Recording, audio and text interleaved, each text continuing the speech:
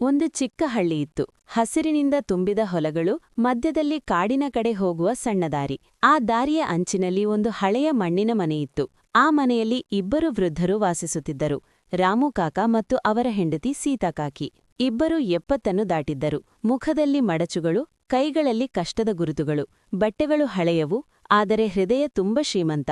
ಅವರು ಬಹಳ ಬಡವರಾಗಿದ್ದರು, ಆದರೆ ಒಬ್ಬರ ಮೇಲೆ ಒಬ್ಬರಿಗೆ ತುಂಬ ಪ್ರೀತಿಯಿತ್ತು. ಪ್ರತಿ ಬೆಳಿಗ್ಗೆ ಅವರು ಹೊಲಗಳಿಗೆ ಹೋಗಿ ಕೆಲಸ ಮಾಡುತ್ತಿದ್ದರು. ಇತರರ ಹೊಲಗಳಲ್ಲಿ ಗಿಡ ಕತ್ತರಿಸುವುದು, ಮಣ್ಣು ತಿರುಗಿಸುವುದು. ಅದಕ್ಕೆ ಸ್ವಲ್ಪ ಹಣ ಸಿಗುತ್ತಿತ್ತು. ಆದರೂ ಅವರು ಸಂತೋಷವಾಗಿದ್ದರು, ಏಕೆಂದರೆ ಅವರೊಟ್ಟಿಗೆ ಇದ್ದರು. ಒಂದು ದಿನ ಸಂಜೆ ಕೆಲಸ ಮುಗಿಸಿ ಮನೆಗೆ ಬರುತ್ತಿದ್ದಾಗ ಭಾರೀ ಮಳೆ ಶುರುವಾಯಿತು. ಮಿಂಚು, ಗಾಳಿ ಎಲ್ಲವೂ ಭಯಾನಕವಾಗಿತ್ತು. ಓಡುತ್ತಾ ಬರುತ್ತಿದ್ದಾಗ ಸೀತಾಕಾಕಿ ಜಾರಿ ಬಿದ್ದು ಗಾಯಗೊಂಡರು. ರಾಮು ಕಾಕ ಅವರನ್ನು ಬೆನ್ನ ಮೇಲೆ ಹೊತ್ತು ಮನೆಗೆ ತಂದರು. ಆ ರಾತ್ರಿ ಅವರು ಊಟವೂ ಮಾಡಲಿಲ್ಲ. ಮುಂದಿನ ದಿನ ಸೀತಾಕಾಕಿ ಏಳಲು ಆಗಲಿಲ್ಲ. ರಾಮು ಕಾಕ ಚಿಂತೆಗೆ ಒಳಗಾದರು.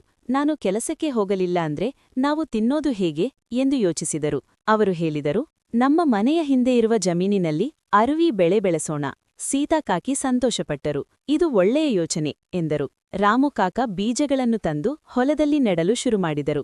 ಆಗ ಒಂದು ಕುತಂತ್ರಿ ನರಿ ಬಂದಿತು. ಅದು ಹೇಳಿತು, ಇವುಗಳನ್ನು ಹೀಗೆ ನೆಟ್ಟರೆ ಬೇಗ ಬೆಳೆಯಲ್ಲ.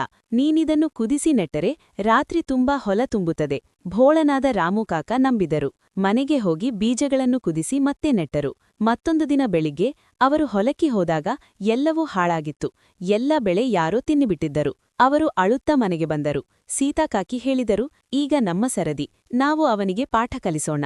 ಅವರು ಒಂದು ಯೋಜನೆ ಮಾಡಿದರು. ಮುಂದಿನ ದಿನ ರಾಮು ಕಾಕ ನರಿಗೆ ಹೇಳಿದರು, ನಮ್ಮ ಮನೆಯಲ್ಲಿ ನಿನಗೆ ಉಪ್ಪಿಸಿದ ಅರುವಿ ತಯಾರಾಗಿದೆ, ರಾತ್ರಿ ಬಾ. ನರಿ ಖುಷಿಯಿಂದ ಒಪ್ಪಿತು. ರಾತ್ರಿ ಅದು ಮನೆಗೆ ಬಂದಿತು. ಒಳಗೆ ಬಂದ ಕೂಡಲೇ ಬಾಗಿಲು ಮುಚ್ಚಲಾಯಿತು. ಸೀತಾಕಾಕಿ ಮತ್ತು ರಾಮು ಕಾಕ ಲಾಠಿ ಹಿಡಿದು ಅದನ್ನು ಹೊಡೆದರು. ನರಿ ಅತ್ತುತ್ತ ಕ್ಷಮೆ ಕೇಳಿತು, ಇನ್ನೆಂದೂ ಯಾರನ್ನೂ ಮೋಸ ಮಾಡೋದಿಲ್ಲ. ಅವರು ಅದನ್ನು ಹೋಗಲು ಬಿಟ್ಟರು. ಆ ದಿನದಿಂದ ಅದು ಮತ್ತೆ ಕಾಣಿಸಲಿಲ್ಲ. ಇಬ್ಬರೂ ಮತ್ತೆ ಬೆಳೆ ಬೆಳೆಸಿದರು. ಅವರ ಜೀವನ ಸುಧಾರಿಸಿತು.